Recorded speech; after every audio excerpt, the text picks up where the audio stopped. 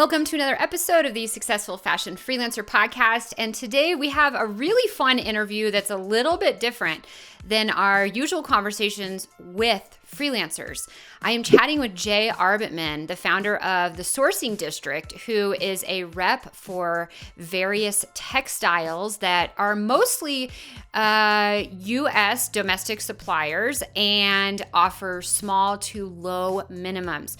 So I'm super excited to bring this conversation to you because one of the questions that I get a lot from freelancers is, how do I source fabrics for my clients, right? Maybe your clients are smaller brands who are not looking to buy from big factories in Asia where you might have contacts if you've worked previously in the industry.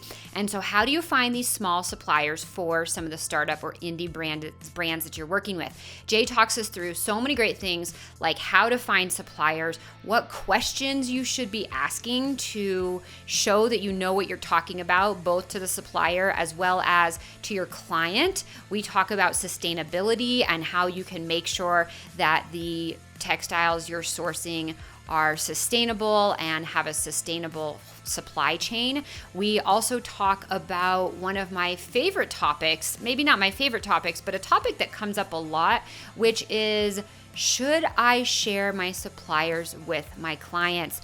As freelancers, we can hold our suppliers really close to our chest and think, oh gosh, if I share this supplier with my client, then they don't need me and they can go behind my back and do the whole project themselves. Jay and I talk about this pretty in depth, and some of the conversation and the points that we bring up may surprise you. So you're going to want to listen to that towards the very end. It's one of the last things that we hit on.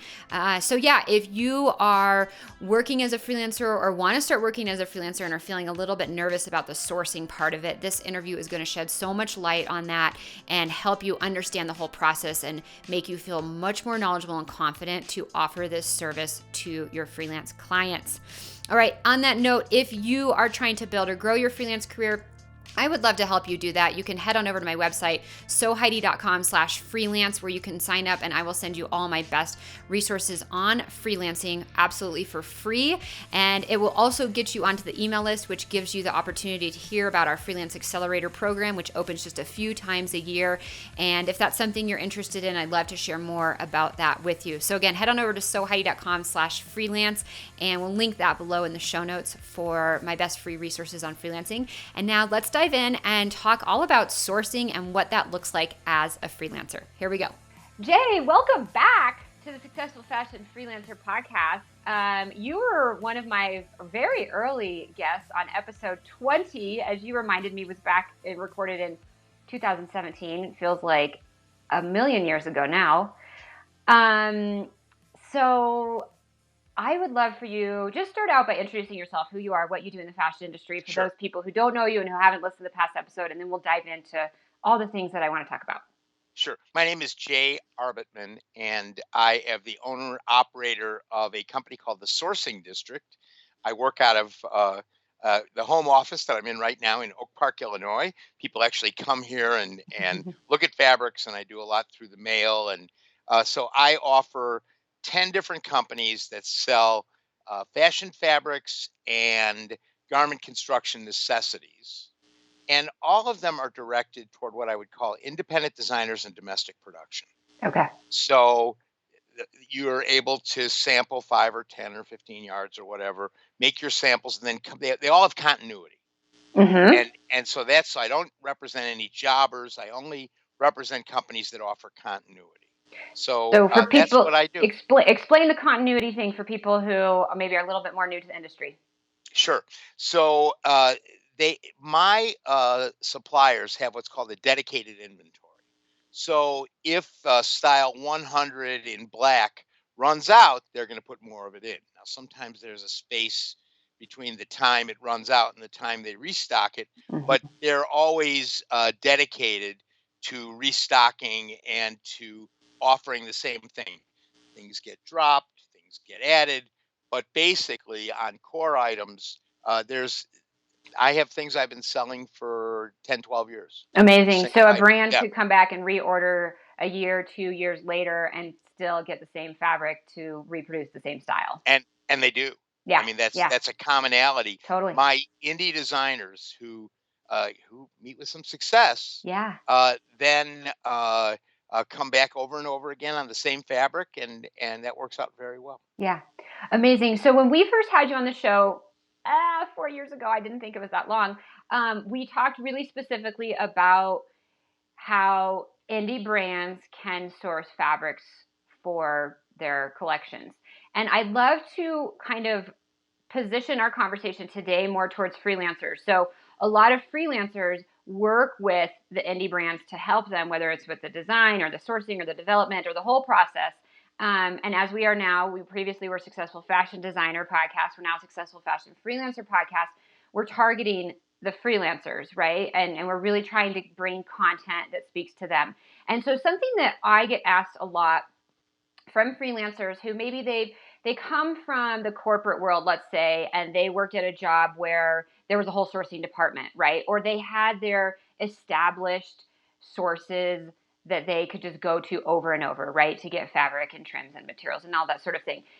And maybe they've left that corporate job and they're freelancing now. And they're like, how do I kind of do this from scratch on my own? And then the second part of that question is that we get a lot is, I used to live in New York and I could just go to the garment district and I knew places to go, or I don't live in New York and right. So I don't live in a fashion hub. How do I actually do this? So I realized I just kind of like threw a lot on you. Right. But where do you want to start? Can we talk to some of those points a little bit?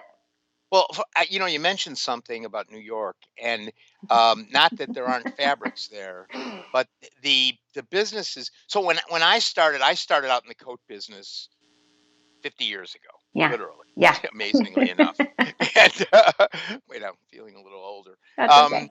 And so when you wanted to buy fabric, you went to New York. Yeah. There was no other. You didn't go to LA. You didn't Yeah. go to Kansas City. You didn't go anywhere else. You went to New York. Yeah. And if the mills weren't in that area, there's certainly the sales offices were. All mills had sales offices in New York. And that is no longer the case. So while there are some decent offerings in New York, there are certain categories that don't exist at all in New York, oddly enough. Performance fabrics. I'm not sure where you'd get that in New York. Yeah. There are. So I represent 10 companies. 3 of them are in New York. Okay. One's in Florida. One's in North Carolina. One's in Los Angeles. 2 are in Vancouver. One's in Philadelphia. So it's a much less centralized business. And in fact, the designers themselves are less centralized. They're not in New York or Brooklyn. They're all over the country, and Yep. I sell all over the country. Yep. So somebody who's coming out of a corporate job, it's likely that production was done in Asia. But if you're going to do some small batch manufacturing or start out that way in the United States, that's going to be a whole different group of suppliers who offer something completely different. Mm-hmm. Because you're not going to step up the first time that you run your product and buy 2,400 pieces. No. You're gonna buy 25 Yeah. or 50. Yeah. So you need a fabric supplier that's geared, that has the flexibility to offer you in stock, good in stock program. Mm-hmm. And later on, as your business develops, can also develop custom colors or custom prints, Mm-hmm. and can offer you a lot of versatility too. So from when we talked in 2017 to now, first of all, there is so much more being offered. It's pretty unbelievable. Yeah. And why did that happen? That happened because the indie designer business and the freelancers who help them, it's become a much more vigorous business. It's exploded. Right. Yeah. The pandemic really pushed it even harder. Right. So freelancers who many times will contact me and say, I've got a client. Can you talk to them, please? Because they want to get going with color cards and sample yardage so that they can do their thing. Mm-hmm. If you do that with the suppliers that you are working with from somebody doing business in Asia, that would be a problem. Yeah. There's no 5-yard cuts, and Yeah. and then it's expensive to move things across the ocean. It's a different business. Yeah. So, I mean, it sounds like it just, and this is always the advice that I give people, but for some reason they just still sort of get stuck on this, like, well, how do I source stuff? I mean, bottom line, they can go to someone like you. They can do some Googling and find some like if they were to do some Googling. I mean, obviously you're an amazing resource, and I would highly suggest everybody start having a conversation with you, whether or not you're wind Right. up being the right fit for their client. Right. Who Right. knows? But I guess when it comes to kind of doing research on your own, like what sort of things should they be Googling to maybe Well, try some other suppliers? Yeah, go ahead. here's the problem that you can have when you Google, and then there's some good things too. Okay. One of the first things you're going to run into when you Google are retailers. Yeah. So you don't want to buy from a retailer because they cannot offer you wholesale pricing. They'll give you the designer discount, which is 20%, which is not wholesale Not pricing. enough. Yeah. They can offer you they cannot offer you continuity. Mm-hmm. So you're going to buy something from a retailer, come back in 3 months and want to order 100 yards, you're not going to be able to get that. Yeah. So sampling 90. versus production is not Right. cohesive. Yeah. Right. Yeah. Not cohesive. That's Yeah. exactly right. Yeah. So there's a pretty limited group of people who do what I do. There's Okay. 3 other reps in the country Yeah. who do this. There's a guy in California, the Ramon brothers. There is another representative in the Chicago area, Fine Fabric Sales. They're both very good representatives, but they all do something. We all do something different. Okay.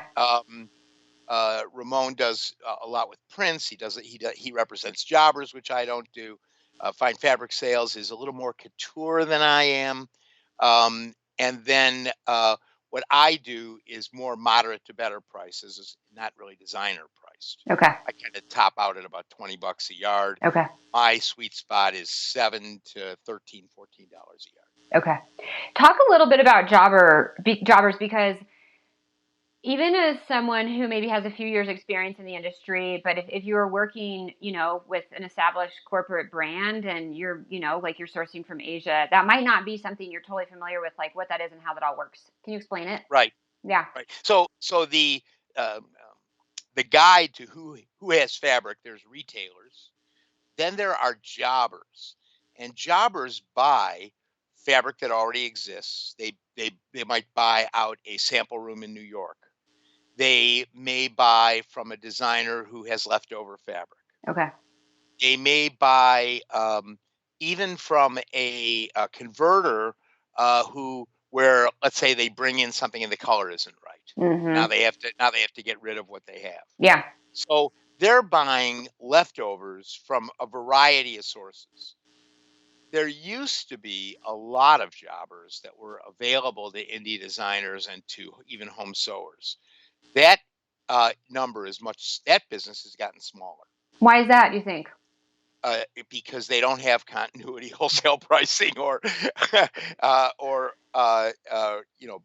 fine quality all the time. There are good jobbers. Sure. But and there are times that a jobber's offerings may be applicable. Sure.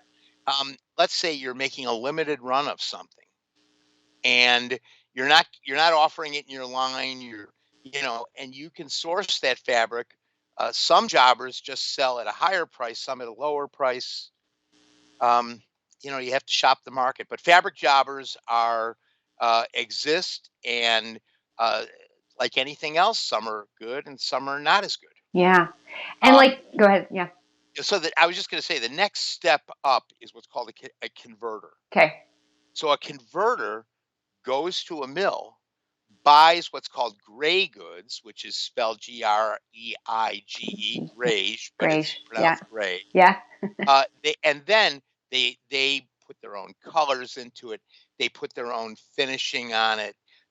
Maybe they put water repellency on it. They bond it to another fabric. There's all kinds of things. And so they convert it to the product they want. And that's what they offer you. Converters generally have an inventory position as opposed to mills who are just there to take your order. Mm-hmm. And then there are importers that have a dedicated inventory. And generally they work in a pretty narrow classification. I represent a company that does silk classics in polyester. So they have polyester satins, polyester taffetas, polyester chiffons. They are an importer, but they have an inventory. When they run out of something, they replace it. Okay. They have But a it's constant. a very narrow niche. It is. Yeah. It is. As far as what type of And they're textile very type good of- for some people. Yeah. And for event planners, for example, that Supplier is a real home run. Yeah. Somebody doing Mother of the Bride Yeah. or bridal, they're Sure. terrific. Yeah. So it just depends what you're looking for. So as a freelancer who I've got a new client and they don't have experience in the industry, so they have no idea where to find fabrics. They just have this idea, right? Which is how a lot of these brands start. Where do I start? Should I even like mess with trying to look at a converter or an importer directly, or do I go to you? Like, obviously you are a great resource, and I know that I don't go to Joann's or I don't go to a retail place. But like, what would you suggest? And then can you talk us through a little bit of like what that whole process looks like? Yeah. So first of all, a lot of people go to me. Yeah. And one of the reasons they go to me is because if I don't have it, I will direct them towards the person that I know that has it. Yeah. Why do I do that? It's not because I'm a nice guy. It's because it's good business. Yeah. And so if you end up being successful, I have a chance of being able to make some money from you. Yeah. If you get stuck in the ditch, that's not good for anybody. Yeah. So, there's certain niche players. Give you a great example. Novatex is a supplier in California. Okay. They do lots of faux leather, faux suede. I don't carry the line, but I'm very familiar with it. So people who are looking for that, and I just did that with somebody. Mhm. I said, no, here's the guy to call. Yeah. And they do things like weldable foam. So I had somebody who buys from me who's developing an equestrian item that needs to be a padded case. Okay. And I said, oh, no, go to Novatex for that. I don't supply that. Yeah. So, and I think that I don't know the Ramones as well as I know the other person here in Chicago. But, I've had people recommend me who were in different areas. So Yeah. I think people are pretty decent about that sort of stuff. Yeah. And most companies that are looking for independent designer business, they do it in 2 or 3 ways. They do it either through a representative like me. Mm-hmm. Then the other way is they go to trade shows that are specifically for indie designers and excuse me, and for freelancers. Mm-hmm. And the best one of those is what's called now the trade shows. It used to be called DJ Expo. And they have a website, thetradeshows.com. Because of the situation in the world, they don't run a ton of shows anymore. They did one in Miami this summer, which I went to. They did one in Philadelphia, and they're running in New York in January. And she'll run 2, 3, 4 shows a year. Also, LA Textile is a show that has some things that can work for you. Yeah. If you're a freelancer. Yeah. And I would say, especially if you're on the West Coast or in the west of the Mississippi. And so I'm going to kind of stop and mention something that as you're doing this sourcing, remember that there's a large amount of freight that comes with moving fabric around. And so if you're buying from a supplier, if you're in Florida and you're buying from a supplier that ships out of Washington State, you're going to get a pretty lofty freight bill, and it's going to take a long time to get to you. Yeah. So you have to add that to your cost. And so if you have a choice that's a little more reasonable and a little more regional, that's great. Yeah. You don't always have that, but sometimes you do. Yeah. Most suppliers have websites, and if you call up, it does take a little bit of digging. If you call up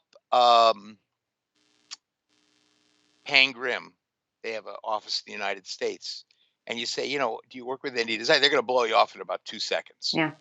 So, don't be insulted. Go on to the next person. Yeah. If you call Car Textiles, they're going to welcome your inquiry. Yeah. If you call certain button companies, really only do Asia to Asia sourcing. Others do a big job in the United States, but have really big minimums. Yeah. So, there's all different kinds of things out there. Any of your listeners that want to reach out to me, I'll be glad to give them a little bit of direction. But Googling, it just takes a lot of digging. It does. I mean, that's the case with anything, though. The internet is a really, really, really big place. And I think that some people are like, well, where's the answer? And I'm like, sometimes you just got to search. You got to dig, right? And you got to look through this resource and you have to call this place. And then you're like, okay, that wasn't a good match. Do you have any place you can refer me to? Okay, this other place is a good match. Okay, do you have Exactly any? right. Right? That's just how we build these networks and these relationships of people who can help us do things, right? Whether it's help our client or like whatever it is. Yeah. So I actually think that like might even be a place where people get a little bit stuck. The freelancers get a little stuck. They're like, well, how does it work? So I call you, Jay, and then what? I'm like, hey, I've got this client. Now what? Talk us through that. Well, either they describe the project, Sure. or the client calls me. Okay. So generally they'll say, okay, we're looking to do athleisure, just for example. Sure. Well, that puts you in the hands of 2 or 3 suppliers that really specialize in that. Yeah. Or I'm looking for something sustainable. So that's going to put you in the hands of a limited amount of suppliers. Right. But for example, in athleisure, there's a huge selection. That was not the case in 2017 when we spoke. Yeah. Where I probably had 5 or 6 fabrics that worked there. Now I probably have 30 or 40 that work in it, maybe more. Yeah. Sustainable is now more than 50% of my business. Wow. And yeah, that's I just looked amazing. at it. Now that is a really recent development. Okay. So one of the things your people who are listening to this who are freelancers or desire to be freelancers are going to find that that sustainability is going to come up a lot more often than it did. And the good news is you're now able to cover a lot of ground. It used to be that I had, some Tencel, a little bit of organic cotton, and that was kind of it. Now there's a tremendous amount of sustainable fabrics, and some companies that legitimately work hard to be ethical suppliers. Talk a little bit about what that means. So let's talk about what happens most of the time is that you're buying from an entity that begins somewhere in China. Sure. Okay. So in China, you have terrific people who are in business, and then you have some people who are not so terrific and who are, low quality. Now, fortunately, in manufacturing fabric, it's not labor intensive. So you don't have the labor abuses that you have in, let's say, garment production. Garment, yeah, that's totally right. Yeah. Right. On the other hand, you do have pollution as being an issue. So if a factory has what's called an Okotex Standard 100 certification, then you know that they've been checked out for whatever toxicity is associated with their product. And so that's a way to source ethically if a lot of your supply comes from either Korea, Taiwan, or Japan, which have pollution laws and have labor laws, or in China, where you're with a trusted vendor or you're with a company that where where it's coming out of a mill that has Okotex Standard 100 certification, or a dye house that has that. Okay. That's now, they used to be once in a blue moon. Rare you would find that, yeah. Rare, very rare. Now it's all the time. Okay. And so you would just, as the freelancer who's, sourcing for their client, you would look for that in the suppliers that you're buying from. Yes. Okay. Yes. And some suppliers have very good and very informative websites, and I link people to those all the time. Sure. and say, well, read this. This will kind of show you what kind of supplier this is. Yeah. And uh, and actually, it's almost a sign of something not so good if you're not seeing a pretty decent website. Oh, is that the case anymore? Somebody who's you want to, and I would say the key word here is transparency. Okay. So when a supplier is transparent, that's what you're looking for. Okay. Whether you're buying sustainable or conventional fabrics, you're looking for somebody that is that's transparent. There's also some things that can be bought domestically, not a lot. Yeah. So out of 10 lines, one of mine offers domestic fabric. Okay. And they do a great job. And where are they manufacturing out of? They have several knitters that they work with. It's only on knitted goods, not on woven. No, wovens, yeah. And so some in California, there's some in the Carolinas. Yeah, the Carolinas, yeah. Somebody in Pennsylvania who does some work for those guys too. Okay. And but it's much more limited. And the problems that you have today with transportation and with all the things that can make supply chain issues. Yeah. Those also affect domestic suppliers because they have to get the fibers, the yarns, generally from overseas. Yeah. So while there's some yarns created in the United States, not much. Most of them, not much. Yeah. And most of them are not created for the fashion fabric business. They're created for home textiles. Okay, home decor. Okay, gotcha. Okay. Okay. I love so many new things I'm learning here too, right? A lot of this is really interesting and new information for myself as well. Okay, so I call and I'm like, hey, I got this client, kind of describe the project, and then that's going to give you an instant idea of what you do or don't have to offer, or you can refer me somewhere else. And then what happens? Do you send me some swatch cards, or how does this all work? Yeah. So the thing is, I always say this is the Wild West. I represent 10 companies. They do things 10 different ways. And I can't imagine that other people who do what I do are not experiencing the same thing. It's got to be, yeah. So I represent 2 suppliers out of the Vancouver area. Okay. They have a little more of a process to get color cards. One of them, you have to go through their website. I can give you a little code that makes the cards free, but you do have to pay the transportation, which is going to be $18 to $20. Sure. Okay. They won't put things in the U.S. mail anymore. And hey, freelancer, that's something that your client pays for, not you. Oh, absolutely. People wonder. Right. Yeah. No. But this just happened today. A contract shop that I work with, now they're wanting to build a bit of a library. So we started to talk about that. So that happens also, where people want a pretty broad range of things. Not so easy to do, but it is doable. Yeah. And some suppliers are very generous with color cards, and some not so much. Some I'll send them a request, and I'll put it on my calendar to call them back in 3 days because they never do it. You have to, unless I bother them 2 or 3 times. Are they just have enough business that they don't really need to like?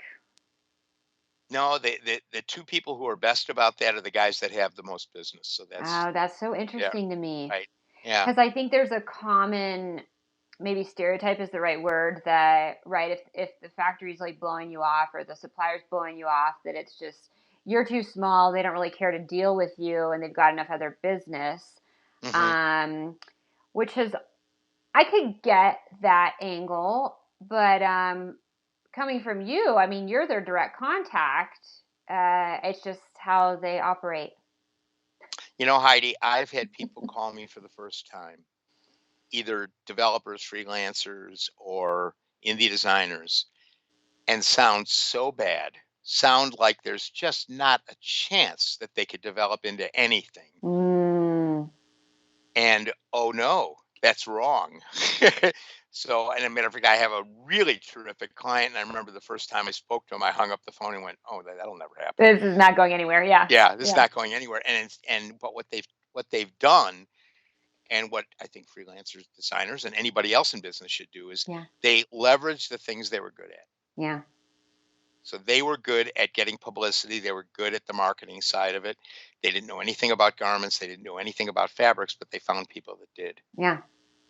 And so, um, I think that for a freelancer, you have to have a decent all around knowledge of what's out there and what's possible.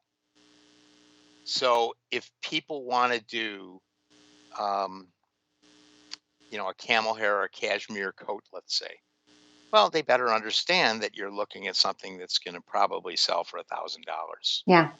It's not going to be 100 or 200 or 500. It's going to be more than that. Yeah. You're going to get the fabric from Italy. It's going to be sensationally expensive. Yeah. And then you, like anything else, you're going to have loss, and you're, working loss and so on. And so having an understanding of what can be done at and where the prices are is, I think, something for a freelancer that's important. Yeah. And it'll make the freelancer look more expert if they go, oh, for rayon spandex jersey, here's about the range of prices. Yep.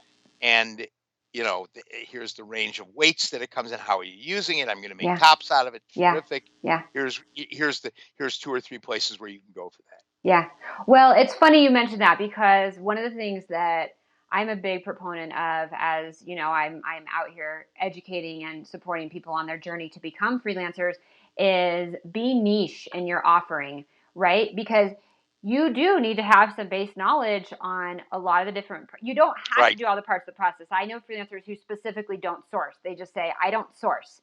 But if you are going to offer that part of the process, you've got to have knowledge on it. And it's impossible to have knowledge on cashmere and active and denim and lingerie. Yet I see people wanting to do a little bit of everything. And maybe it's because their career has done a little bit of everything. They've been like, well, I worked in kids and I worked in men's and I worked in, they've got a 15-year long resume and they want to do a little bit of everything. But I'm like, it's so hard to continually keep up with all that knowledge as things change year after year, right? And so if you hyper focus on, almost like you said, some of your importers or the suppliers, they focus on silk, right? Right. You can do a much better job and you come off as more expert. So there might still be some learning curve, right? I'm not saying you have to know it all today. And there's a learning curve in talking to someone like you, because again, maybe they came from corporate and they hadn't really done a lot of sourcing, but they can build that knowledge. But just focus it on that, and then do your research and talk to someone like you and dig in and ask the questions and start to understand the nuances of the different materials that work for your niche. Right. So that's a really good point. Yeah. There's obviously there's such a wide array of textiles. Yeah. That and of skills. Yeah. I do want to point out one thing and I think a lot of people do this. So let's say you worked for Target in product development, for example. Well, doing that and then working for someone where there's going to be some kind of a where they're going to do it domestically, they're going to start small and so on. Yeah.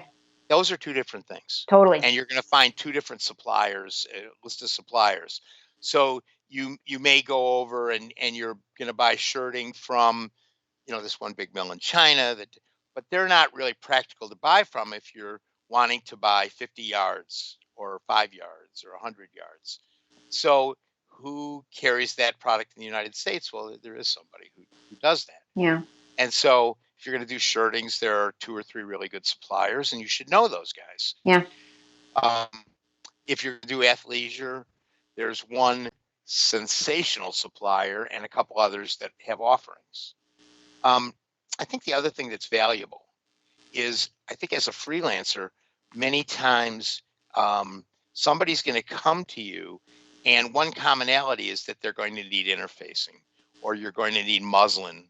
You're going to need labels and hang tags. Yeah. And so the label supplier that I represent, it's one of my most successful suppliers because they're great to work with, they're easy to work with, and they send out a great bag of samples, and so and all of their business is really directed toward domestic production, and they produce domestically. Mm-hmm. So there's people you definitely want to know about, and it will show you to be smarter, Mm-hmm. and to it'll help you sell your services. Yeah. To have some knowledge. Yeah. It doesn't have to be exhaustive, but you have to have some idea where you're going, I think. Yeah, I agree. And it can take a minute to build that expertise and that like network of relationships and contacts, but it just comes down to, like we talked about earlier, putting in the effort, making the phone calls, having the conversations, figuring out where to go next, always asking for like, oh, is there anybody else you can recommend I talk to, or who else should I know about? And then, like you said, I think, right, it really comes down to as well, it's funny because you talked about how the other reps in the United States, you guys refer people to each other. And it's sort of like I'll scratch your back, you scratch my back sort of thing. And I talk to freelancers all the time, and I tell them other freelancers are not your enemy. They are your friend. You guys will wind up referring projects to each other. And the same is true, the relationship between the freelancer and you, right? You are going to help refer them to other places, and they're also going to bring more business to you. And it's just this, it's this ecosystem that lives off of itself, and everybody kind of needs everybody to survive, which I think is such a cool part of, such a cool way to look at this whole process, because fashion has such a stereotype, and it can often be true, of being like really toxic and really cutthroat and backstabby, and that exists, of course. But at the root of it, I think most of us are really trying to just like do the thing that we love, and we want to help each other, and what is it, the rising tide lifts all boats sort of thing, to be so cliche. And you do have people who will collaborate in certain ways, or will offer you a little bit of direction, and sadly others I know that just won't do that at all. And matter of fact, I have a very good customer, not going to go into any details about who it is or any description, but I was in this person's studio once, and a person came in and said, boy, I love your stuff, I'd love to do something like that. And she just threw her out, kind of unceremoniously, just get out of here, I'm not gonna help. And I was a little, I didn't think that was so great. It's like, that was a little abrasive. It is. So there are people who will gladly give out information, and others that won't. And I think part of your job as a freelancer is find out who will help you and who won't. And so some of that you can do through Google, but what I'd recommend is that you pound the telephone a little bit. For sure. I always recommend people call. Right. Emails, calls, and just, you're not going to find it all the time by reading somebody's website or their posts or whatever. Sometimes it takes some calls, and I do think it's a lot of digging. I do that on my end too. For sure. If I'm looking for a product, and I have, I've got an opening right now for something. And I just made the first call today. And said, do you fill into this? Here's what I do. And you have a little back and forth, and just see if it's right for me. And so that's something that I'm trying to do that job on my end, and I'm sure the other people who do this do the same thing. They're looking for good things, and they're trying to do the best job they can of supplying in the area that they are expert in. I love that attitude, and like anything in life, not everybody's going to be helpful, but there are the helpful people out there. And like you said, it's your job to find those people and then collaborate and be the helpful person back to them, and then it just comes full circle. Right. So I'd love to dig a little bit more into the actual process, right? So let's pretend I'm a freelancer. I call you, hey, I've got this athleisure brand, and we're doing a tank and leggings or whatever we're doing.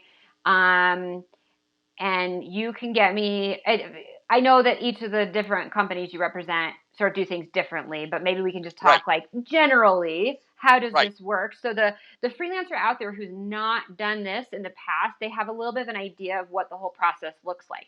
So they call you, they get some swatches, and then what happens? Well, the first thing is the swatches. Yeah. So they're saying, okay, I'm going to do an athleisure line. Well, first of all, to kind of backtrack a little bit, and I'll get to your question quickly. Yeah. But as a freelancer, there's one of my rules of textiles Okay. is that you can cheap out on woven, but you cannot cheap out on knits. We talked about this in our last interview. I'm not surprised. Remember. I've lived with that I've known about that little saying for a long time. Yeah, I like it. And so that's part of your consideration. Yeah. Is you're not going to find a very helpful $2.50 a yard polyester jersey, or it's going to be pretty crappy if you get it at that price. Yeah. So I think your initial job is for either you or your client to get color cards in their hands. And so I assist people in doing that, saying, here are 2 or 3 suppliers. Let's get you things from them. Here's how you do it. And with one of my suppliers, I actually send them instructions on how to go through their website. Sure, and get it. Right. And here are the style numbers you want to order. And I have a list of style numbers. I do that every day. Yeah. But there are people who I have a guy who manufactures, who has a terrific leggings fabric, just great. So as soon as I hear leggings, I went, you got to pay attention to this. This is going to come your way. This sample's going to come your way. Yeah. And it has a great track record. They have a good inventory. They always, and so that's, what I try to do is put as much product in their hands and try to at the same time deliver price lists and minimums and things like that. That's all things you want to know about. Yep. You want to get hold of a price list. Those are changing now. Some suppliers changing 2, 3, 4 times a year. I have one supplier who's been changing, going upwards every 6, 8 weeks. Everything's going up right now. Yeah. Yes. It's pretty, and in some cases pretty dramatic, and in other cases not so dramatic. Okay. So I think initially you want to get fabrics in front of yourself and in front of your clients that can be helpful, and then start to look at, we like this feels great. Then you're going to try to buy 5 yards for sampling, for prototypes, or 10 yards, whatever you need for sampling. Yeah. And I would always suggest that, because of the nature of freight, that if you can buy more than one thing, because the freight for 5 yards and the freight for 20 yards is almost exactly the same, right? Right. Because it's rolled and it just, Right. So if you could do that, and sometimes that doesn't work out. You're buying one thing at a time. That's fine. Yeah. But freight has become increasingly a component that's very important. Yeah. So so you want to get those things in front of you. A good rep is going to have some idea about the inventory position. Some of my suppliers, I'm able to log into their computers and actually tell you exactly what's there. Oh, cool. Some I have to make a call, or some I kind of have just knowledge of what they have. Yeah. So this is it's kind of a step-by-step thing. And I think that a lot of times, I always say that I should be the second call you make. You're going to start to maybe make a mood board if you're a designer, not, or a freelancer who's helping somebody with a project. A mood board might be first, and then you have to get some color cards. Yeah. And be able to pin some fabrics up on that color card. And we're gonna use this recycled poly shirting, and that has wicking, antibacterial, antioxidant. So that's one thing we're going to use. We're going to use this compression fabric in this way. So you're going to get those things in front of you, and then you're going to start to plug them into some spots, and order some 5-yard cuts or 10-yard cuts, whatever you need, and see what makes up and how it makes up. Yeah. I would caution any freelancer that you really, it's limited what you know until you make a sample. Oh, for sure. So you can see something and go, "Up, this is it. This is perfect." And then you make it up and you're disappointed. You can see other things that you think, "Wow, this is kind of ordinary." Yeah. But you make it up and it looks great. Yeah. So I think it's almost like a pyramid. You're going to start by getting a lot of color cards, and then when you start to make samples, you're going to be more limited. And of Hmm. course, as you start to develop a product, you're going to be even You more pick the limited. one. Yeah. You pick the And so then, like you said, a couple of things to pay attention along the way, which are really smart. And I think these are the things that freelancers, maybe who are new to the sourcing arena, they're very experienced, but this is a specific task they've not done before. Things to really pay attention to, like you said, is the freight first, huge, and looking at the inventory, maybe like what lead times are on that, Oh, yes. based on your client's ideal production timeline. And so you want to make sure that that could potentially match up. And obviously things always go awry, but thinking about that in advance at least. And then also, like you said, the price increases. Are any of the suppliers like holding their, like, okay, I'm going to send this to you and it's good for 60 days? Like, are we seeing that at least? You're seeing some suppliers that have more stability in their pricing than others. Okay. That is not necessarily, that doesn't necessarily make a comment on the goodness of their product. So I have one absolutely fantastic line that I represent, Okay.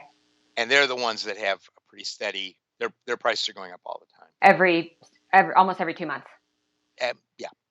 And so if let's say they're like about due for a price increase and I'm ordering and I'm like, okay, can this price be good in 6 or 8 weeks? No, it doesn't matter. The price is going to be what it's going to be in 6 or 8 weeks. That's just the case, right? I would always ask, because Yeah. I did have a situation where the supplier did agree Okay, to honor the price for a Okay. period of time. Now, this is somebody who's buying a decent amount of fabric. Sure. You're not going to be able to do that at the beginning. Sure. And prices are tending to go up in small increments. Okay, so nominal enough that the brand could absorb it, and like maybe they have to adjust their end price by like $1 or $2, or not nominal. Maybe even just keep it the same and just eat the Right. cost. Okay. Right. I mean, you Okay. have things going up 25 cents. That's not, Yeah. or 35 cents. That's not uncommon. Right, from 10 to 10.25. Right. Okay. Right. Okay. So yeah, that can be absorbed fairly easily. But still something to be conscious of. Right. And I think that I know I can pretty much tell somebody, the tendency here is that this price will be good for the next 2-3 months. I mean, I have a pretty good idea. Generally. Yeah, based on the Generally, supplier. generally Okay. can't always, Yeah. and I'm always careful about the word promise. Yeah. This might hold. Right, Good chance. right. That's been their track record, Yeah. and again, it just depends on the situation. Sometimes I'll talk to the company and say, Yeah. "What do you want me to say here? Yeah. What am I doing?" Yeah. And uh, that there is suppliers, at least the ones I represent, I'm sure the ones other people represent, recognize the importance of freelancers and the importance of indie designers. And so, yes, that might start out with 5 yards, but I have a bunch of customers that started out with 5 yards that now buy much bigger quantities. Yeah, that's amazing. So Yeah. there's definitely more success in indie designer, and I think in freelancer, Yeah. than there had been in 2017, the last time. Well, yeah, I mean, I can't really speak to the indie designer world as much anymore, but our freelancers are seeing insane success. We've got a freelance accelerator program. We've got almost 500 students in there, and we had a drop because COVID freak out, what's happening, but everybody has picked back up and is on like greater trajectory. We've got people who are booked 2 and 3 months out. Clients Right. like begging, like, okay, I'll put a deposit down now and wait 3 months to work with you. And people are getting fair rates, and it's really a cool little ecosystem that's been created. So I think that there's a parallel there Yeah. in indie designer True. and in contractors. True. If you want to find a loose sewing machine in Chicago, good luck. There is, every A shortage. contractor that I know here, I mean, 15, 20 contractors in this Yeah. town, and I think everybody's loaded to the gills. Yeah. And I know somebody that started a business in St. Louis, Yeah. and they're surprised how fast things have ramped up. I wonder if it's the same person. We have a couple of really successful students in St. Louis. I feel like I think I might know who it is. Yeah. There's a pattern maker there, a freelancer there, Yeah. who's getting a great reputation and is working with Allison Haynes. Yes, She's one of my students. Yeah. yeah. Yeah. And so She's actually, been yesterday, phenomenal. right? Yesterday, I got a call from somebody who said Allison recommended me. Yeah. I'm a pattern maker. Can you? So, was that Alexandra Greta? No, somebody in Alaska. Oh, I don't know who's in Alaska, but Alexandra, I know, who's also one of our students, is taking on a lot of work, overflow stuff that Allison can't do. I don't know if they're working directly, but I know like other freelancers are referring to Allison. They're like, well, she's booked. And so they're referring to Alexandra. And then Connie Bourgeois, who I just interviewed on the podcast, who's also out of St. Louis. Maybe you're talking to her. I don't know. Well, there's a lot more. There were places that were really big garment places 40 years ago. Yeah. Kansas City, yeah, St. Louis, Denver, Chicago. Those places are picking back up. They're picking back up, not Yeah. the same way. Sure. They've got the 2021, 2022 spin on things. Yeah. So, my business relies on, in a sense, on freelancers. Yeah. Because most indie designers come in with an idea. Maybe they can sew, but they're certainly not going to be able to grade a pattern or make a mark. Yeah. And or very rarely. Yeah. And so being able to have a network of people you work with and that you can recommend to people is very important. It really is. Yeah. It really is. Yeah. So and basically I tell people, again, if you can work locally, it's really a good thing. Yeah. Because if you find a contractor in your area, then it's great to go see your work as it's developing. Yeah. It's great to, I always tell people the first time they buy fabric from me is don't send it to your contractor, send it to yourself. So you know what comes in, you know how it's packaged, you know what it looks like.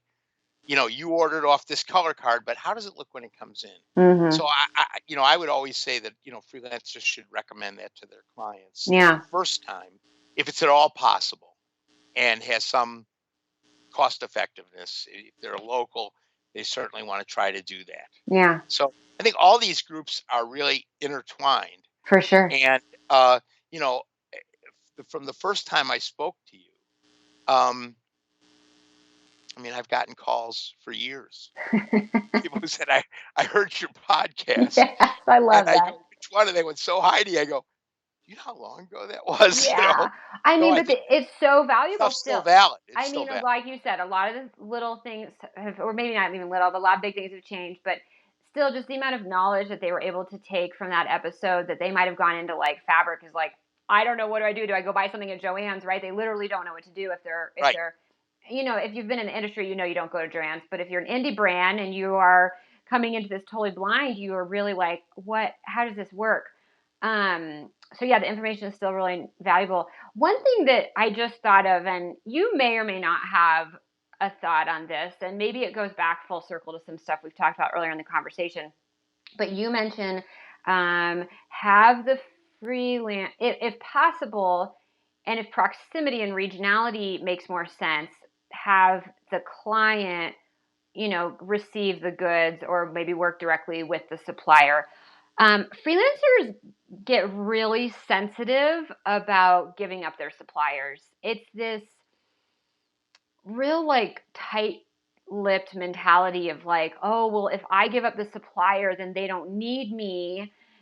And I lose that job or something. And maybe it goes back to the whole thing of like, we help people out and it's going to come full circle. Like they're going to need you for other things, right? But people always wonder, like, should I charge to share my supplier or do I just give it? Or like, what does that look like? Do you have any thoughts on that?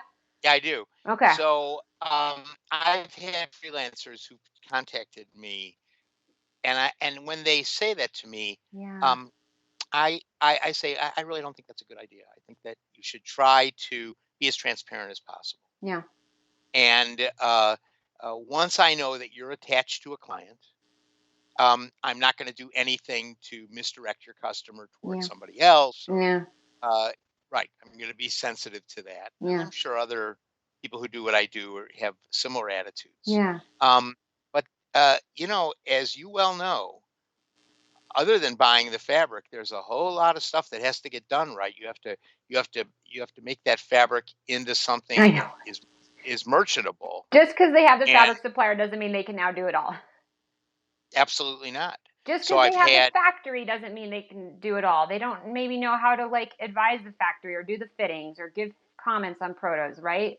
right. So many years ago, I spoke in front of a class, and I'm sure it was people who wanted to go into freelancing or whatever. But this had to be like 15 years ago. Oh yeah, okay. And so right at the beginning, I said, well, here's a little question I always ask everybody: who here knows what a marker is? And four hands go up out of a class of about 30. Yeah. I said, who knows what grade rules are? And so if, you need that freelancer for a lot of things, Yeah. and they shouldn't feel insecure about their position. And I'm certainly in the business of. I just feel when you talk to me, you're talking to your doctor. There's a certain confidentiality, and so I've had freelancers who've called me and said, "I've got this client. I'm uneasy about them, and I'll tell them I'm not going to hurt you with them." And I don't think I don't think I invented that. Yeah. I think that a lot of us are sensitive Yeah. to and know that freelancers are an important part of our business, Yeah. and an important part of how I obtain customers. Yeah. Yeah. Yeah. I appreciate your thoughts and your perspective on that. It's really enlightening. I think that one thing that kind of gets people, and this has nothing to do with sourcing, but it goes back to the whole like cutthroat industry is, you hear all these stories of like, I did a trial project for a job and I didn't get hired. And then 6 months or a year later, like I saw my designs in the stores, like they made my designs and they stole it from my interview project. And so people get really sensitive, I think, of, getting their stuff stolen, and they're worried about like putting their portfolio online and like, what if somebody rips up my ideas? And at some point I'm like, you know what? There's going to be brands that rip off your stuff and that's never going to change. And you still have to Right. put yourself out there, and it's going to be same with you. There might be suppliers or there might be clients who like are going to maybe try to finagle and go behind your back, but that's the world. There's always going to be those people. I think at the root of it, the majority of us are not those people, but those are the stories that we hear about, right? Because what's the word? Misery breeds company, or misery loves company, right? Right. So we hear these things and we get really scared. So most suppliers that I work with, they actually want me to work with their clients, especially the ones that are like, if it's a New York supplier, they don't know there's anything west of the Hudson River. So, and so, they actually want me to work with people. Yeah. And I have an instance of somebody in Chicago who, distinctly went behind my back. Mm. And so when they sent the invoice, it said salesman and it had my name. Yeah. And they circled it and sent it off. Yeah. So generally, on my end of the business, I've created some loyalty among suppliers that I have. Yeah. And so I actually not too concerned about people going behind my back. And I think it actually doesn't benefit you. I think that I supply something that is good for you. Sure, just like the freelancer provides extra value. Absolutely. Yeah. So, and once I'm working with a freelancer, I recommend customers to them. Yes, right? It's an ecosystem. Absolutely. It goes full circle. I know somebody that I work with that is pretty happy about my existence. Yeah. Because I've, brought them a lot of customers, because Yeah. every time I do, Yeah. they seem to show up in my office Yeah. buying fabric. Yeah. So there's some people you like working with. Yeah. And it's a big country. So if there is a freelancer in Austin, Texas, I'm gonna send people in that direction Yeah. who were in the area. Yeah. And there's always people looking for freelancers, looking for suppliers. Those people are out there. Yeah. And so I certainly think that I, for one, know how to scratch your back if you scratch mine. Yeah.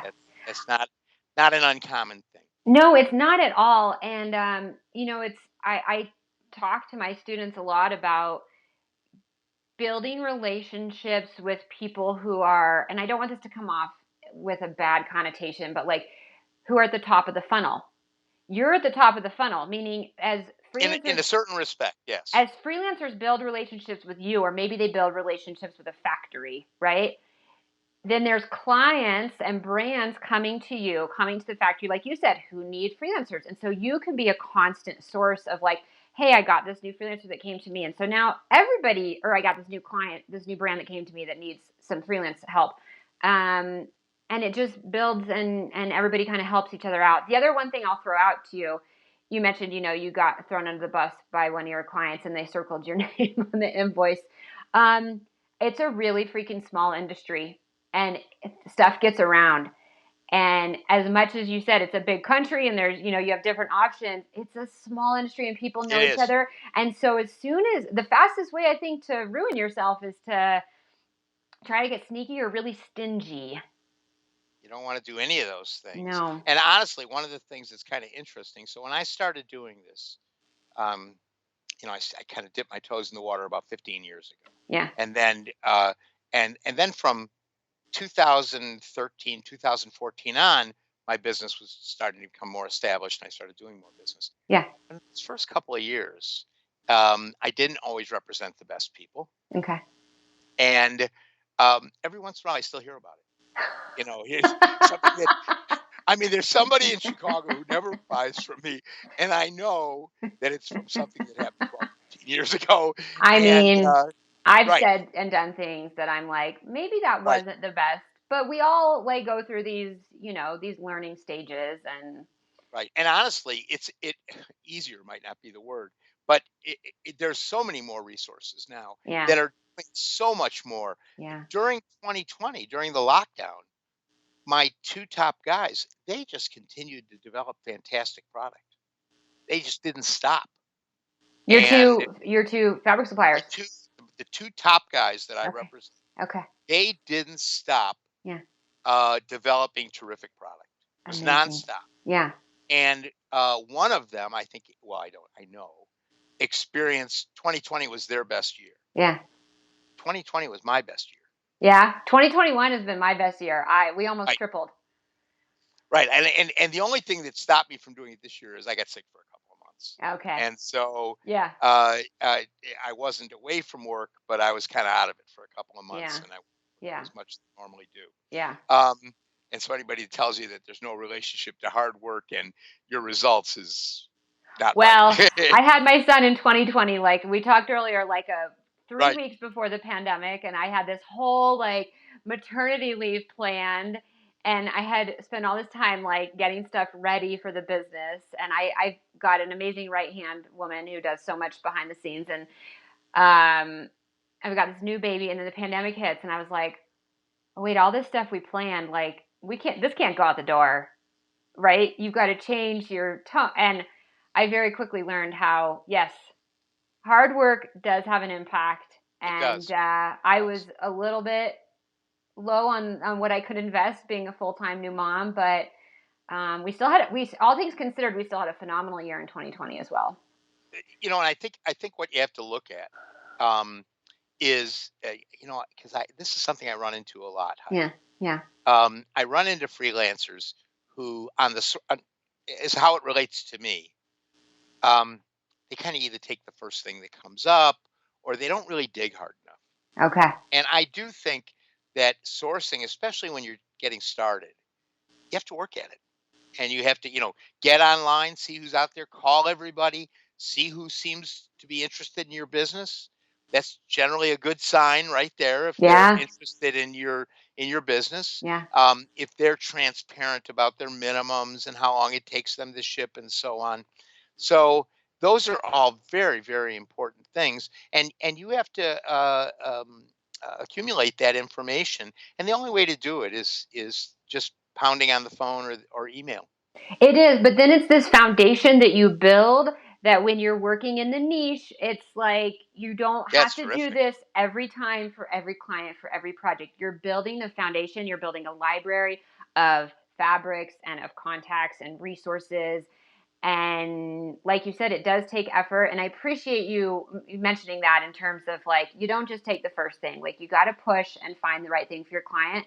But as you're pushing through that, and it might feel like, oh my gosh, this is so much work to find this one fabric for this one client, you're actually building, like I said, this whole library that's going to serve you and your other clients Right. into the future, and it's not going to be as much work each time. Each time it should actually be Right. a little bit easier. Yeah. And so as a freelancer, you're just getting more knowledge and finding out what goes together. Yeah. And as you said, that sticks with you from client to client. Yeah. I love it. Jay, I have had so much fun nerding out with you on textiles and industry stuff and production and everything. Thank you so much for coming back on the show. It's been really great to have you here and kind of talk at this from a different angle. I think we got to address some things that we didn't get to chat about last time. First of all, where can people connect with you and pick up the phone and say hi? What's the best way for them to reach you? Right.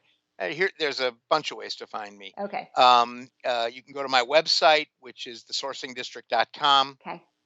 You can go to my Instagram feed, which is the Sourcing District, all one word. Yeah. Or you can email me at my first name, Jay, at thesourcingdistrict.com. Or you can call me at 708-386-8586.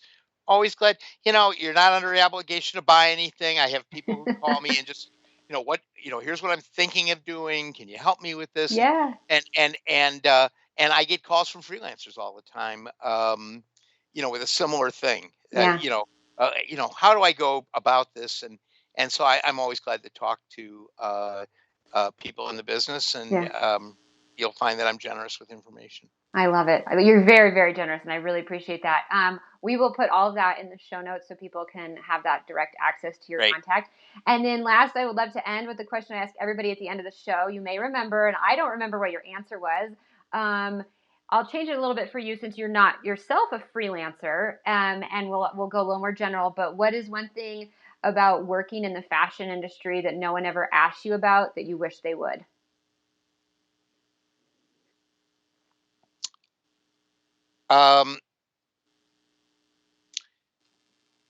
The all-in costs of things. So the freight, the width of fabric, all the things that are attached to how much is this going to cost me. Yeah. So I've had people come to me and say, I can get this for $4 a yard. And I said, well, was it mill washed? Is it going to shrink? Is it going to torque? So I think that's I think people walk in with the wrong impression about pricing, that there's more than one thing that's attached to it. Yeah. And I think getting all that information, you're not going to be able to get specifically the information about freight, but you certainly have to be aware that it's there. And I think suppliers, people like me, can at least give you some vague idea that this is going to be 50 cents a yard, $1 a yard, $1.50. Yeah. To ship. Yeah. So I think that just a lot of inquiring. Yeah, a lot of inquiring. And also that the cheapest price doesn't always mean the best deal. Does not. I remind people about that when it comes to freelancing too. The cheapest freelancer is not always the greatest freelancer. Just like the cheapest pair of leggings is not always the greatest pair of leggings. You might spend a little more upfront, but what you get in the long run, and it's true with fabric, it can be a world of a difference. You bet. Yeah. You bet. And I don't think anybody ever went the wrong way by buying something that was a little too good. Yeah. I commented to a friend the other day who just bought some ALO leggings, and I've got a handful of ALO and Lulus, and I'll tell you, some of them I've had for 5, 6, 7 years, and they still feel and seem brand new. And I've got, $20 leggings from TJ Maxx that get me through a season or two, and then I'm like, I don't know, they're sagging in the knees, the ankle isn't quite that tight, like they're pilling. It's night and day. Yeah. One of my daughters is a major consumer Yeah. of gym wear, of Okay. athletic wear. Yeah. Major. Yeah. And she works out every day, Yeah. uh, um, and she had initially a brand that she just loved because she looked so good in it. Yeah. And then she goes, this stuff's falling apart. And I said, well, that'll happen, Yeah. and you might, but that's why those leggings, like you say, were $38. Yeah. You know, Not and 98. Yeah. you're right, right, right. Mhm. And the people whose names you see every day, eh, eh, Lululemon, for example, Yeah. those names come up all the time because their quality is so good. Totally. Yeah. And when you have that good of quality, the price is, I mean, not everybody's going to be your customer, but the price is just a non-issue. Right, right. And as a freelancer, offering yourself a quality service, and then offering people you're associated with who offer quality products or Yeah. other quality services, that's terribly important. Yeah, it is. It's all aligned and super, super important. Thank you for that insight. I really appreciate it, Jay. So glad to have you on the show again, and we'll have to do this again in a few more years. We will. We will. Another reunion. Always good talking to you. Call me anytime. You too. Thanks, Jay. Bye-bye. Bye. Thanks so much for listening to this episode of the Successful Fashion Freelancer Podcast. I am your host, Heidi. Thank you so much for being here. I really appreciate your support. I really appreciate you spending some time with me and hanging out today. I hope whatever it is that you're doing, you're having an awesome day. I would also love to give a big shout out to two people behind the scenes, Tara, my right hand, who does so much to coordinate the podcast, make sure we have guests, and make sure that it gets published and out into your ears or your eyes if you're watching on YouTube right now, as well as my right hand, Mark, who, my right hand, I think I said that the last one too. My husband, and he is also my right hand in many ways, but my husband, Mark, who does all of the tech and the editing behind the scenes to make sure that the show sounds good. That's what he does, among many other things, as my right-hand husband.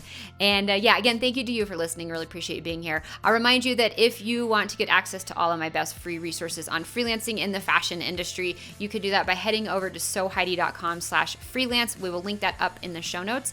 And thank you so much. We'll talk to you in another episode of the Successful Fashion Freelancer Podcast. Bye.